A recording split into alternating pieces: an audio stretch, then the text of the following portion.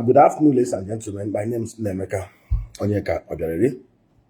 I am here again to submit that problems are wells of wealth.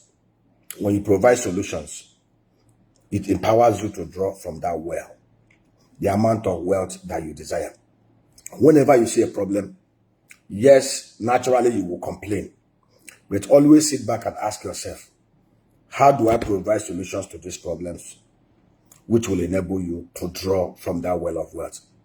There is nothing under the earth that was created that did not come from the position of somebody trying to solve a problem and then from there stumble into wealth. Mark Zuckerberg did not just wake up to set up Facebook.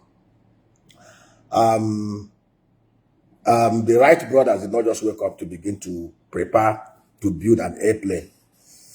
It was always the statement of a problem. Oh, we spend weeks doing sea voyage. How do we create an air pathway to enable us to move faster? That was how they started creating objects, started inventing, and of course, the plane they developed is not the plane we are flying today. Successive inventors have built upon the existing thing that they did then to make air travel and air safety better than it was 100 and something years ago. The same thing with anywhere you see a problem, always focus on the problem and the solutions that will come thereof to solve the problem and which will enable you to create wealth. So, why am I saying this? Many of you are aware who have followed me that we are massively into agriculture. I chair the Southeast Farms and Agricultural Processing Company Limited and Bazaar Agricultural Services. And we are massively developing agro parks in the Southeast. Something happened last week. I think it is this week, early this week. Of course, we've identified the problems in Nigeria and how we can solve it. I share with anybody who cares this. If you look at some of the top 10 biggest agro exporting countries, you will see something commonalities. They have embraced tech, mechanized and tech-driven agripreneurship. Netherlands has over 539,000 smart farmhouses, which we call greenhouses here. Kenya has 175,000. In Nigeria, we have about 4,000. Out of that 1,000, 2,000 are moribund. The 2,000 that are existing are actually practicing, barely surviving because of the issues of corruption, wickedness, and inefficiencies in the system. We've always said this. I don't want to bore us with the inefficiencies in the system and why Nigeria is not competitive. I gave an example that in 2020, Kenya did over 3.7, Kenya did over $3.6 billion veggies export from Mombasa, Kenya to any other destination in Europe is farther than from any place in Nigeria to Europe. Yet they were able to do this because they have an efficient system. You don't see policemen in Kenya laying in wait or custom officers along the route to disturb any truck or cargo carrying agro export. At the port, you won't see 18 agencies in Kenya creating log jams on the pathway. Within 24 hours, if any export is not sent out of Kenya, those who worked shift within that period, all of them will go. But Nigeria, we've embraced inefficiency and criminality as a way of life. The majority of us see criminality as part of their DNA. Anyway, what are the problems? In those other countries too, in Netherlands, tractor population to arable land mass is about 1 tractor to 6 hectares. The same thing for India, the same thing for Slovenia, the same thing for other countries, the top 10. But in Nigeria, it's 1 tractor to about 3,000 hectares of land. And most of the tractors are moribund. To hire a bulldozer, a rickety 1995 bulldozer from Enugu to any part of Abia State, you will practically, first of all, spend 3.6 million naira hiring the rickety low bed that can break down 10 times on the road. And then spend another 650,000 to hire the builder to work for 8 hours. And of course, you will bring 250,000 naira to fuel it every day, plus the security allowance and everything. Very expensive. And so we decided to bring in tractors and bulldozers. Some of them are being cleared. And that is why we appeal to the federal government of Nigeria. For us to be able to mechanize agriculture in Nigeria, we must have at least 3 to 5 million tractors and up to 1 million bulldozers. In Nigeria, we must have at least up to 200 to 400,000 smart greenhouses. We need to do a lot. This will require tens and hundreds of billions of dollar investment, which the government cannot provide through the fiscal pathway, but they need to put in place programs and policies that enable. Okay, look at, we are trying to get import duty waiver, customs waiver to enable us bring in our tractors. And then you have to go to Federal Ministry of Agriculture to get certification. And then somebody say you have to buy flight tickets for them to go and see where you have your farm. Does it make sense? Then when they've gotten where you see your farm, they will write a report. Then you go to Federal Ministry of Finance. It will take months. Do these guys understand that bureaucratic bottlenecks kills enterprises? So basically, I appeal to Mr. President, to the Minister for Agriculture. What they should do is very simple. All those waivers and all those stuff, all those rigmarole, opening a fight, they should cancel it. Once there is a waiver, the executive bill needs to be amended. Once you are bringing in agricultural equipment, processing equipment, or equipment that is used to process and mechanize agriculture and the value chain, as long as you bring your invoice, throw it in there. Once the product, the machine is coming, as long as it meets what is in your invoice, customs will clear it without any, you don't need to get all these layers of approval before you will get the waiver. We all know the truth that the public sector is riddled with corruption. When you place these things, these blockages on the road, they will want to collect bribe, and it will discourage it. So when you see you're going to go all through this convoluted route with all manner of criminality bribes laid on the path, you come and go and pay customs, and then add the cost to those who want to use your services, and which is killing enterprise growth in Nigeria. Okay, shortcut. We called Umudike, the University of Agriculture Umudike. Oh, we need tractors.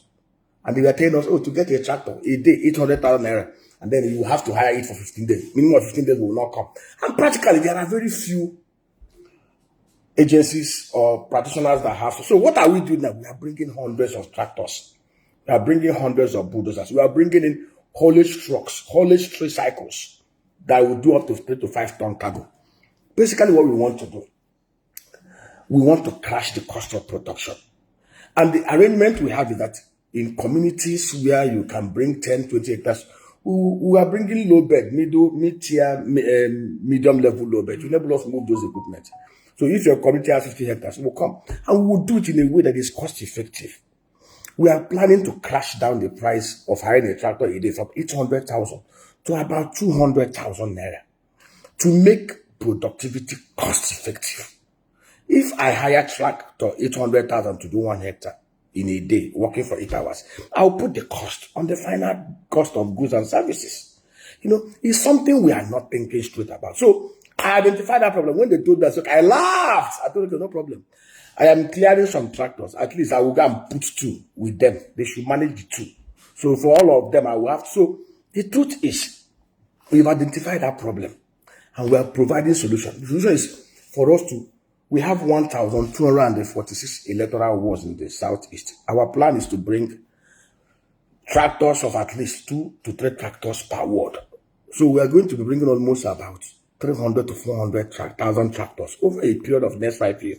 We're going to bring in bulldozers. We are placing orders. The truth is, think about it. The haulage 5-wheeled cycles can do 3 tons trip. To do a trip from Aba to Obehi, where we have our agro park, 16 kilometers. Those small Korope buses and those small keke that is low power collects almost about 25,000 for just one trip of 16 kilometers. So we know that there's a problem. So our plan is to bring in those haulage trucks, 5-way haulage trucks, to bring in those bulldozers, to bring in those tractors, both the tire wheel and the crawler wheels, the chain wheels, and to position them in strategic areas. Abia has actually been a very good place for us because of the security, because of the enabling environment that Dr. Alex Otti has created with his Commissioner for Agric, Cliff. They are doing a great job, and the guy in the local government ministry, they are all doing great job. So basically what we want to do is, let me tell you, the opportunities are so huge.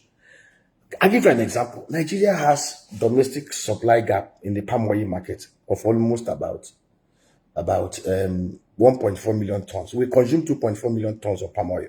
The only thing we produce domestically is about 1 million tons, 1,050,000 tons. We actually import palm oil from Cote d'Ivoire, from Malaysia, from Benin Republic. Last year, we did over $600 million imports. And it doesn't make sense. It's a country that controls 45% of the global palm oil supply. You see, and it's $2 billion size market, and it's growing at a cumulative grade average rate of almost about 9.5% per annum into the next 10-20 years. So the growth rate is so huge. To cover that gap will require about 500 to 700,000 hectares, 90 to 120 million trees. And we basically what we are doing in Abia State, in every local government area in Abia State, we must, within the next 2 years, we must do 1,000 hectares each, which is about 17,000 hectares. As a starter, in Imo State, I think they're waking up in Imo State. We'll go to Imo State, we'll do the same thing. Every electoral ward in Imo State will do about 100 hectares. Let me tell you what this does. What we are simply trying to do is very simple. By creating this value, we are creating jobs. Massive. Let me tell you what will happen.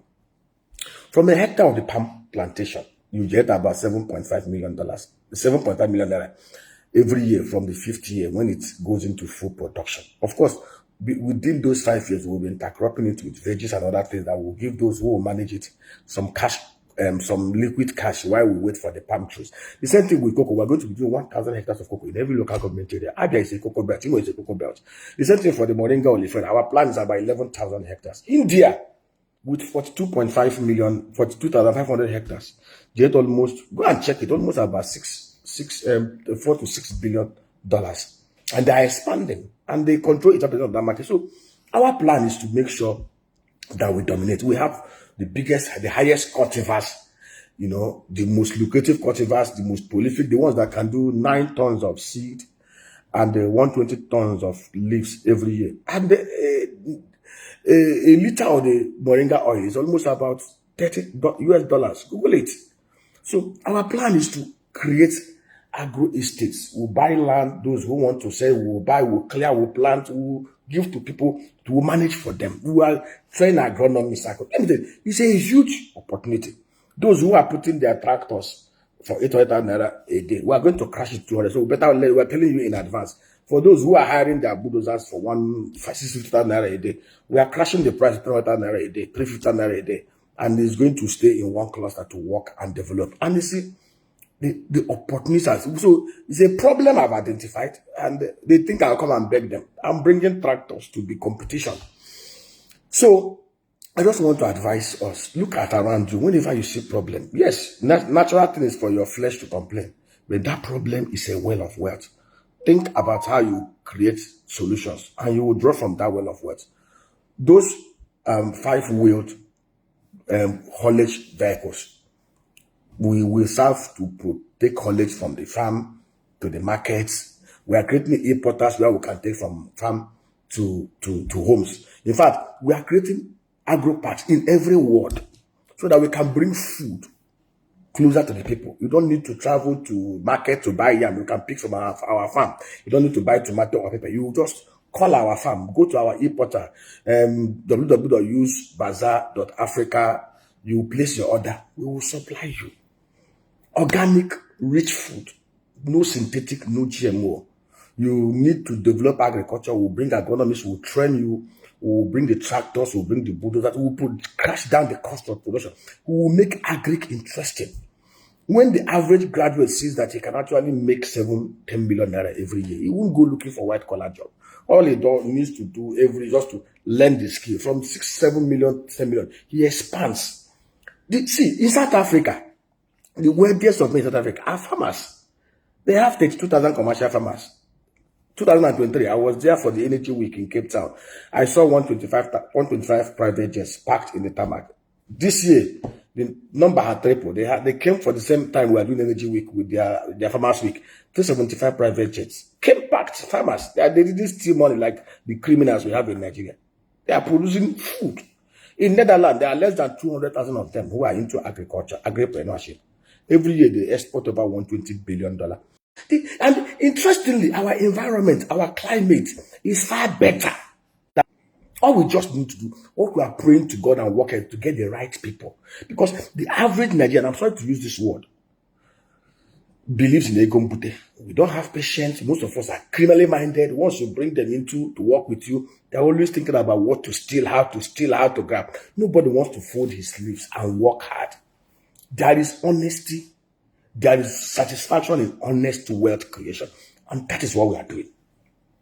Our plan is to cover all the domestic food supply gap in the south of Nigeria and then move into, it's a gradual process. Our plan is over the next 5 years to create over $5 to $20 billion agro wealth in the southeast of Nigeria. And it's possible. We've seen the problems. We are providing solutions to the problems. And God helping us, we will succeed. If you want to go partner with us, you want to work with us on this journey, we share knowledge freely. Contact us on WhatsApp 090909000989. WhatsApp 090909000989. Mobile 0813-444-1140. Sefapco@gmail.com or info@sefapco.com. See, we will share knowledge. Let me tell you, guys, the sky is so big enough for every volume of birds to fly. So we just want to encourage people, don't waste your idle land. Put it into use. Yes, there are herdsmen, terrorist herdsmen, who always find a way of protecting our land. And then for the criminal domestic bandits, leave the bush. There's nothing in that bush where you are carrying AK-47 kidnapping people. Come to the field. Let's help you, teach you how to make genuine and honest wealth. One day, don't allow snakes to kill you one day in that bush. Thank you. God bless you. Share.